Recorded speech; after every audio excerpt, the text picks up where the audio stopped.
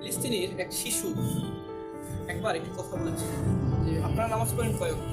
5 ওয়াক্ত। আমরা নামাজ পড়ি 6 ওয়াক্ত। ফিলিস্তিনের এই শিশুর কথা শুনে তাকে জিজ্ঞাসা করা হলো, কিভাবে তোমরা 6 ওয়াক্ত নামাজ পড়ো? বলে আপনারা নামাজ পড়েন কত ওয়াক্ত? 5 ওয়াক্ত। ফজর, জোহর, আসর, মাগরিব, ইশা। আমরা পড়ি জানাজার নামাজ সহ 6 ওয়াক্ত। প্রতিদিন আমাদের এখানে মৃত্যু দেখতে হয়। ইসরায়েল বাহিনী ফিলিস্তিনিদেরকে বিভিন্ন উপায়ে কষ্ট দিচ্ছে। তাদের কখনো বিদ্যুৎ অফ করে দিচ্ছে, কখনো খাবার খেতে দিচ্ছে না, খাবার পুড়িয়ে দিচ্ছে। এমন কোনো সমস্যা নেই যেটা তারা করছে না। ফিলিস্তিনিদের যতভাবে কষ্ট দেওয়া যায় সেটার চেষ্টা করছে ইসরায়েল বাহিনী।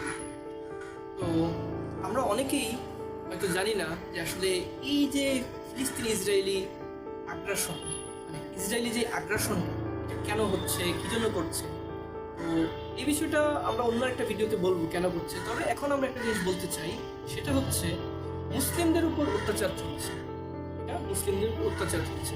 আমরা জানি এক মুসলিম অপর মুসলিমের ভাই। তো আমাদের এখন কি করা উচিত? ফিলিস্তিন তো আমাদের দেশের কাছেও না যে আমরা দিয়ে কিছু করতে পারবো। তাহলে আমাদের করণীয়টা কি? হ্যাঁ, আমাদের করণীয় অবশ্যই আছে। আমাদের করণীয় হচ্ছে আমরা ফেসবুকে বিভিন্ন সোশ্যাল মাধ্যমে আমরা এগুলো বেশি বেশি শেয়ার করবো। ফ্রি প্যালেস্টাইন, প্যালেস্টাইন যেন মুক্ত হয় ইসরায়েলি আগ্রাসন থেকে, ফিলিস্তিন যেন ইসরায়েলি আগ্রাসন থেকে মুক্তি পায়, সেজন্য আমরা ফেসবুকে বেশি বেশি পোস্ট করব।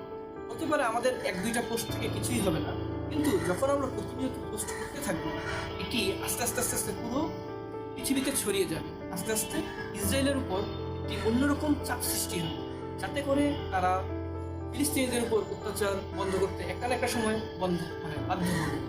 আর আপনারা জানলে অবাক হবেন আরেকটি বিষয়, অনেক মানবতা কর্মী ব্যক্তিত্ব যারা আছেন তারা এই ইসরায়েলের ব্যাপারে, ফিলিস্তিনের মুসলিমদের উপর অত্যাচারের ব্যাপারে যখন কিছু বলা হয় তারা চুপ থাকে, তারা কিছু বলে না। এটাই সত্য কথা। যখনই মুসলিমদের বিষয়ে কোনো বিষয় আসে, কোনো কথা আসে, মানবতা কর্মী যারা যারা আছে তাদের মুখে আর কিছু আসে না, কারণ কি তারা মুসলিম। তো মুসলিম হয়ে মুসলিম ভাইদেরকে সহযোগিতা করবে, এটাই হচ্ছে মূল কথা। আমরা কথা বলছিলাম ফিলিস্তিনের শিশুদের অত্যাচারের ব্যাপারে। ফিলিস্তিনে প্রতি ঘন্টায় এক রিপোর্ট অনুযায়ী 4 জন শিশু মারা যায়, শিশু হত্যা হয়। ফিলিস্তিনে প্রতি ঘন্টায় 4 জন শিশু হত্যা হয়, কমপক্ষে 4 জন। আর হাজার হাজার নারী পুরুষ তো আছেই। ওই শিশুটি তার বর্ণনায় এমনটা বলেছিল যে আমরা 6 ওয়াক্ত নামাজ পড়ি। মানে এ থেকেই বোঝা যায় জানাজার নামাজও তারা পড়ে, একটা ওয়াক্ত বিশেষে তারা জানাজার নামাজ পড়ে যতজন আজকে মারা গেছে তাদের জন্য। তো এ থেকে বোঝা যায় তাদের নামাজ 6 ওয়াক্ত। তারা যে বললো এটা কত কষ্ট থাকে। একটা ছোট শিশুও যখন ছোট থেকে বড় হয় তখন তারা এটা শিখে বড় হয়, এটা দেখে বড় হয় যে ইসরায়েলি আগ্রাসন চলছে, তাদের কিছুক্ষণ পর হত্যা করা হচ্ছে, মানুষ মারা হচ্ছে, তাদের এগুলো ব্রেনে মারাত্মক প্রভাব পড়ছে। তো যেটা বলছিলাম, ছোট বাচ্চারা এগুলো দেখেই, মানে এইসব বর্বরতা থেকেই বোঝা যায় যে ইসরায়েল বাহিনী মুসলিমদের উপর কি অত্যাচারটা চালাচ্ছে। এতদিন ছিল ফিলিস্তিনের উপর, কিন্তু বর্তমানে আপনি জানলে অবাক হবেন, সিরিয়া তো স্বাধীন হয়ে গেছে, ঠিক না? সিরিয়া এখন স্বাধীন, কিন্তু সিরিয়াতেও আগ্রাসন চালাচ্ছে ইসরায়েল বাহিনী। মানে তারা কোনো মুসলিম রাখবে না, যদি পসিবল হয় কোনো মুসলিমকে জীবিত রাখবে। ওয়ান কাইন্ড তাদের আশপাশে সকল দেশগুলোতে তারা হামলা চালাচ্ছে। তো আমরা যেটা করতে পারি মুসলিম হিসেবে মুসলিমদের পাশে দাঁড়াবো।